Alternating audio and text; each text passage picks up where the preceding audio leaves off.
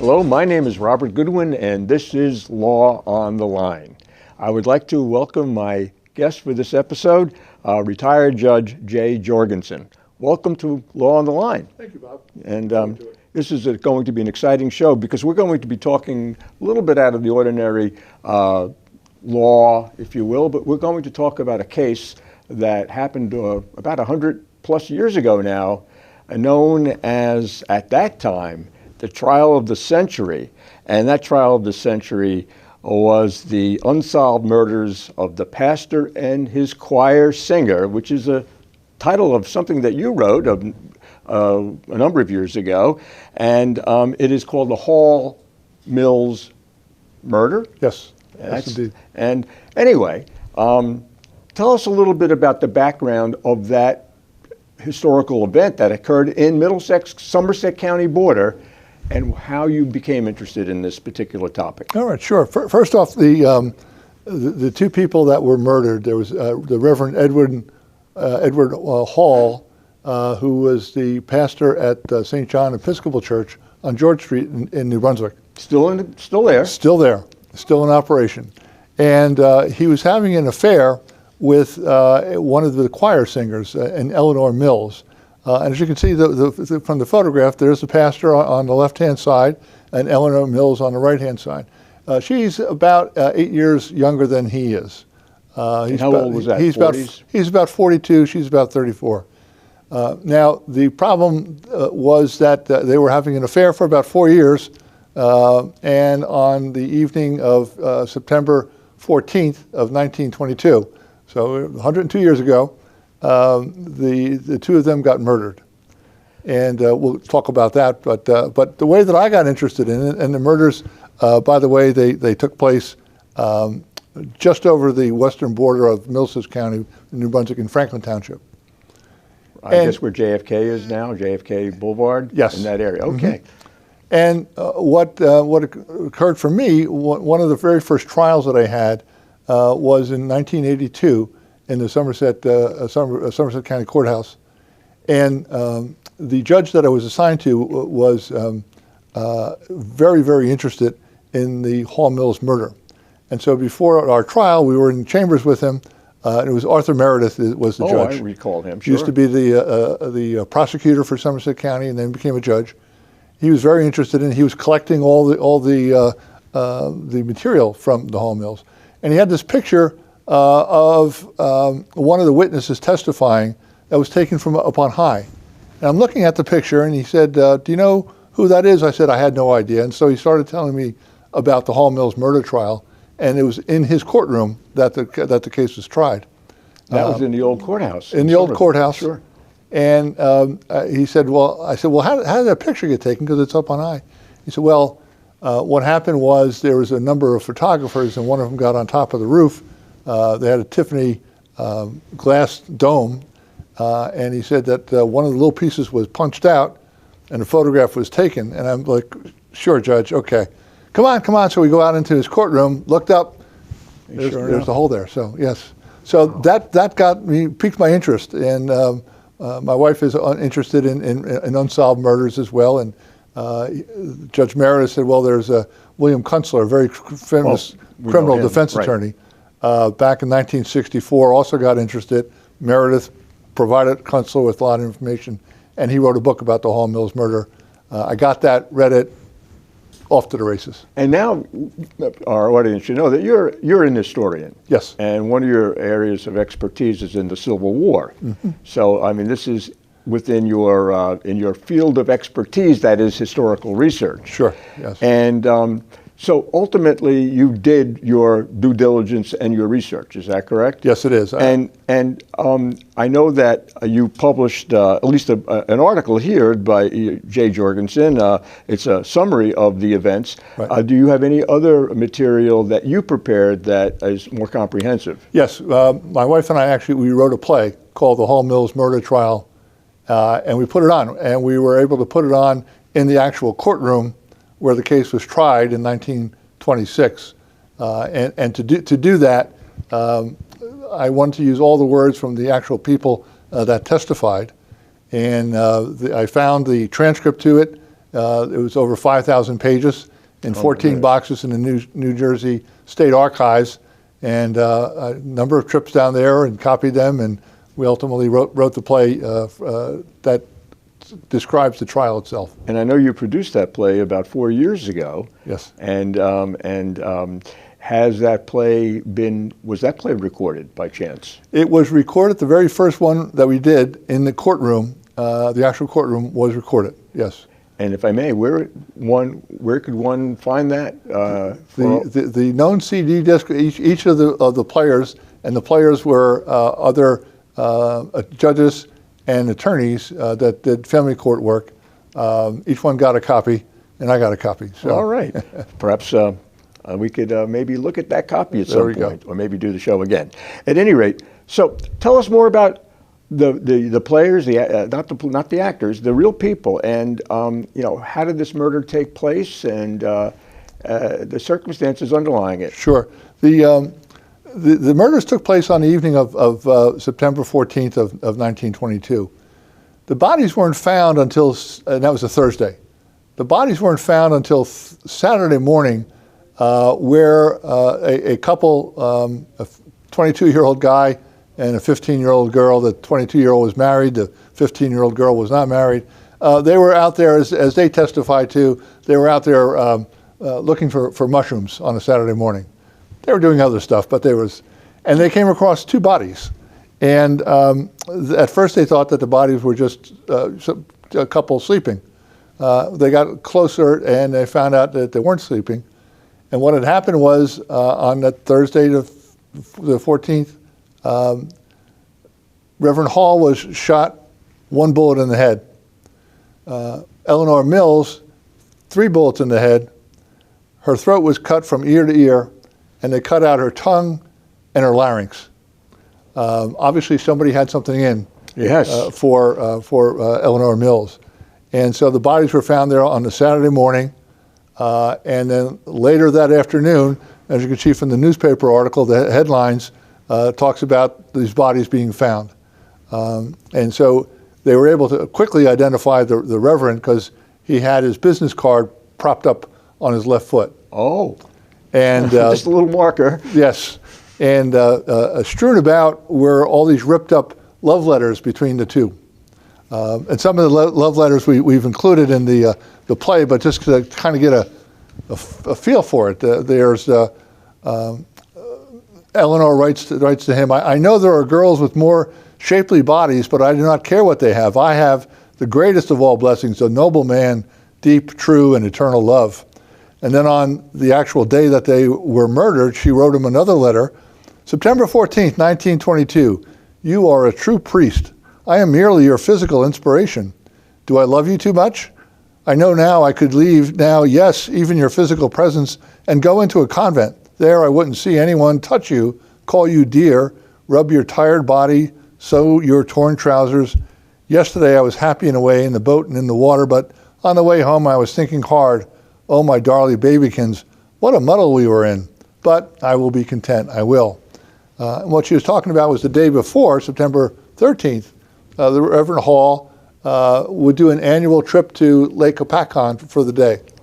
And he would take up his wife, Frances Stevens Hall, and his mother, and 2 of the people that worked in the church, Minnie Clark and Eleanor Mills. And they went up for the day, and they had a nice day, and then they came back. And when they got back, Eleanor Mills' husband, Jim Mills, had discovered a packet of love letters between his wife and the pastor of the church. Where did he find the love letters? In the house. Oh.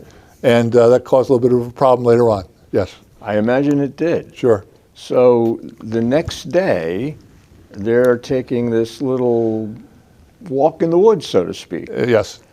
And what time of day was that, if you recall? The murders were about 10 o'clock at night. So it's a nighttime walk in the woods. It's at nighttime. These were woods. This was as dark as it could be. Am I correct? Yes. There was a section called Lover's Lane, and that's where they were found. Near there was also a crabapple tree out there, and they were found in Lover's Lane. We do have a map of the area where shows where the bodies were found. That's part of the interesting story is that they were just over the border, and so it became a jurisdictional. Is it Middlesex County that's going to take care of all this? Because the people lived in Middlesex County. He was a prominent pastor in Middlesex County. Or the bodies were found in Somerset County, albeit maybe about 300 yards into the county. And so does Somerset County take over? So I know that you said that the two young people, one married, one not, were walking in the woods at 10 p.m. They were walking in the woods on Saturday morning. Or Saturday the following day, Right, yes. looking for mushrooms. Yeah. Firstly, how did people get out to that location in those days? Interestingly enough, there was a trolley that ran from New Brunswick, inside New Brunswick, a trolley that went out to Buccleuch Park. Oh. And so on the evening of September 14th, first Eleanor Mills took the trolley out, and then Reverend Hall took the trolley out. And at the end of the line, that's where they met up, and then they walked over what was now JFK, and when there was an abandoned house out there. They may have gone to the abandoned house, but ultimately they were found lying in the woods. Next to that crabapple tree, yes. But he drove as well. I know that when I was reading a little bit about his background, he had a car. He had a car. He didn't drive his car out there. He took the trolley out. But he took the car to Lake Opakon? Yes, the day before it out to Lake Opakon. So now it's in the evening, and what happened that night when Reverend Hall is not back home, and Mrs. Mills is not back to her home with her kids? I think she had two kids and Yes. her husband. Yes. Eleanor called the Hall mansion, and it was a mansion. Frances Stevens Hall has ties to the Johnson & Johnson family. Okay. So she came from wealth, she had money, and she was about 7 or 8 years older than And the Reverend? the Reverend. Oh. And so Eleanor called the house, and one of the maids, they had two maids, one of the maids was upstairs and answered the phone, and as she looked down, she saw Frances Hall also on the other phone. So Frances knew that Eleanor had called. Now Frances and Eleanor were friends. From the church. From the church. Mm-hmm. And so the Reverend had been actually paying a medical bill for Frances. She had I think it was some type of a kidney procedure the year before. And so they were paying it off at the rate, I think it was $10 a month, paying it off. So about 7:30, he came downstairs and told his wife, I have to go over to see the Mills about a bill. And so he left. And that's the last time that she saw him, about 7:30 that day. She didn't suspect anything at that point in time? She didn't suspect anything, no. And then Eleanor Mills, also about 7:30, told her husband that she was going out.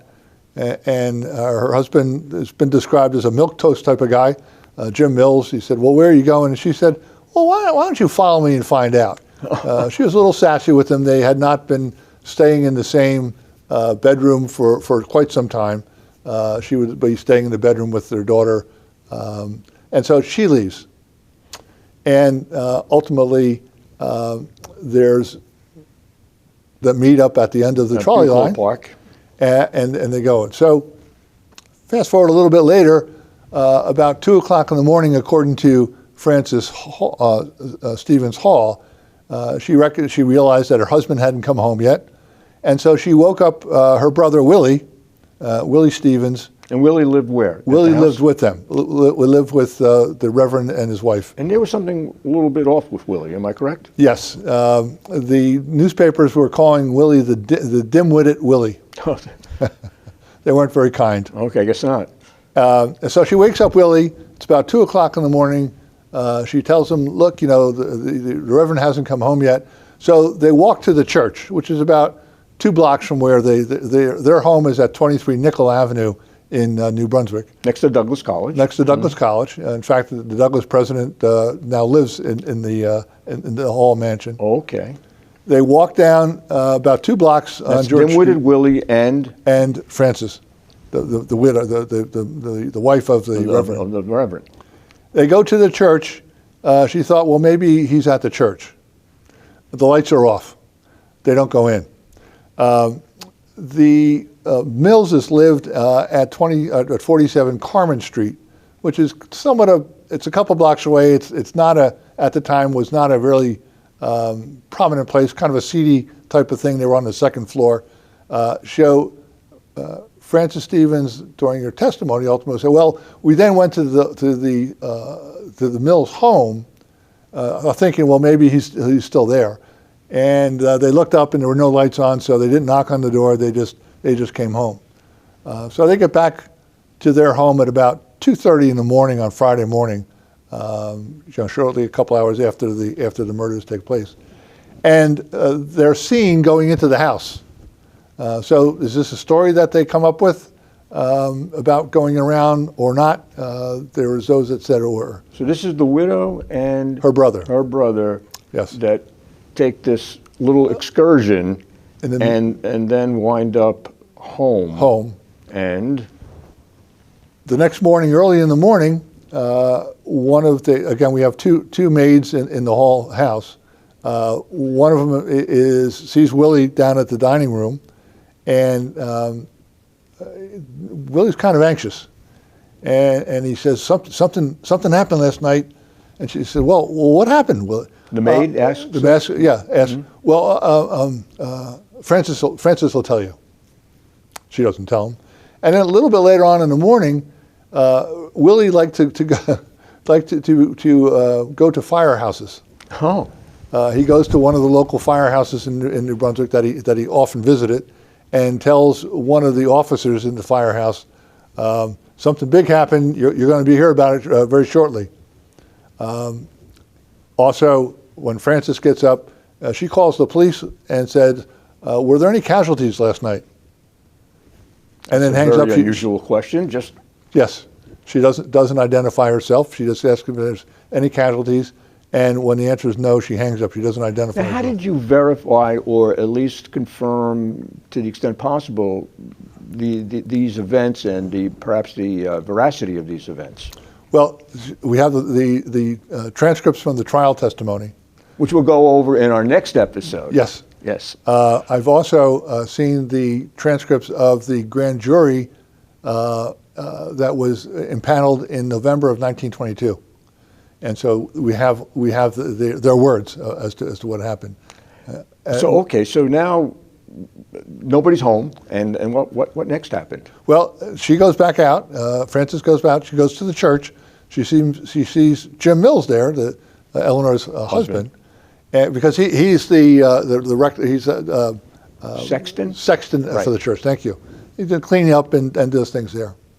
And so she says, well, my husband didn't come home last night. And he says, well, my wife didn't come home last night either. Do you think something happened? And she says, I'm sure they're probably both dead. Now, did Jim suspect anything regarding his wife? Well, remember, he found those letters. Yes, the love letters, Yes. of course. Up until then, I don't think that he really had any knowledge about what was going on. Although there were some people in the parish that certainly were not happy about what was going on, including Minnie Clark, the lady that gone to Lake Capacon the day before. So there was some of that. But we now come to Saturday morning. The kids are out there. They see them. They go back. The house by the Buccaloo Park, and they call the New Brunswick police. New Brunswick police also get in touch with Somerset, and so there's a while that goes by before they finally get there. Now, this picture here, which shows the two bodies, this is actually a staged photograph of the two bodies lying down. This is not the actual photograph of the bodies. It's just where they were, and you can see the crabapple tree in there too. But the police work it was much to be desired. Now, Somerset police or New Brunswick police or both? Both. Okay. Both, yeah. Very soon, this became a cause celeb. There were people that were coming out, taking souvenirs. There was the crabapple tree. A couple of weeks later, another photograph shows people that were coming in and they're cutting pieces off of the crabapple tree. They're walking all around where the bodies were. Somebody's picking up the calling card for the pastor. That was left there at the scene? That was left there at the scene. There's some photographs that are taken. Ultimately, it's shoddy work. We certainly wouldn't have that today. I know that. And I know that, again, this is New Brunswick, Franklin, 35, 40 miles outside of New York City, very rural, except for perhaps New Brunswick at that time. How did this become a cause celeb at that point, and when did that happen? How did this become a media circus, which is described in some of the literature? Early on, I mean, you have a pastor having an affair. That's so that's going to be some big news. The New York Times was running front page stories, and then from the beginning almost, or was this a few days later? A few days later. Right. A few days later, because they weren't sure who it was. Ray, who is the 22-year-old boy, he identifies a friend of his as being the shooter, and they arrest that kid. Now, when was this? This is just a couple days after, because the police were asking Ray about. They didn't think his story about looking for mushrooms was all too. So the mushroom looker was actually an original suspect. Original suspect. He fingers his friend. The basis being that the friend liked the 15-year-old girl. The 15-year-old girl's father owned a pool hall in New Brunswick. Was having an affair with his daughter. Right.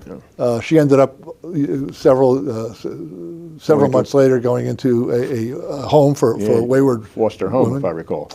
And the Times is publishing it. There's others that are publishing it. Ultimately, a grand jury is impaneled in Somerset at the Somerset County Courthouse. And that was the special prosecutor was appointed as well, and he was from Hudson County, if I remember correctly. The second special prosecutor. One. And who was this? Who was this first prosecutor? His name is escaping me at this point. I know where it is. It's in your material. There you go. But anyway, so he was an out-of-county prosecutor as well. Out-of-county prosecutor, yes. And that was Wilbur A. Mott of Essex County. Yes, they brought him in from Essex County. What happened? Okay, so that grand jury was impaneled pretty quickly afterwards. Is that correct? I mean, it didn't seem like a lot of delay. It's about 2 months. Okay. Okay. And once to get back to the story of the friend that was arrested. Right. The citizens in New Brunswick are up in arms. They started taking up a collection for a defense fund to represent the friend. Did he have a record? Was he a known philanderer or anything like that? No, he had said that he had a pistol and was looking to protect the girl who he fashioned to be his girlfriend. The story just didn't hold up. But ultimately, he's released. The Somerset prosecutor releases him, and now they're focusing on Frances Stevens Hall. There's a picture of Frances Stevens Hall. She's somewhat matronly, and as I said, she's several years older than her husband. And also, they also are focusing on her brothers. And Willie Stevens was the one that was living in the home with his sister and living with the pastor. And he was considered to be dim-witted. Dim-witted. Yes. So, getting to the first